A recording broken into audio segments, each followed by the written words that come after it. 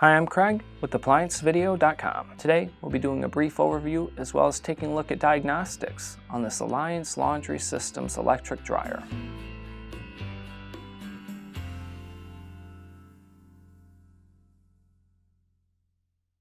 Stop. Before beginning any repair, always be sure to disconnect the power to the appliance.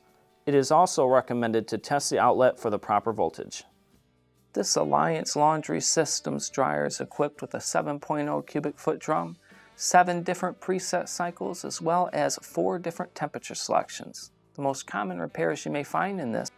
Click on the link below to view this repair video.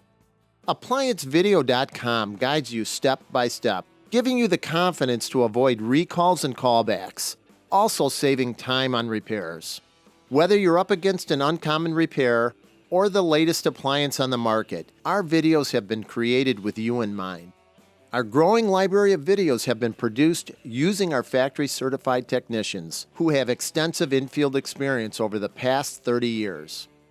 ApplianceVideo.com provides high-quality repair videos that anyone can follow, regardless of their skill level. We are here to help. Click on the link below to view this repair video and let us help you do it right the first time.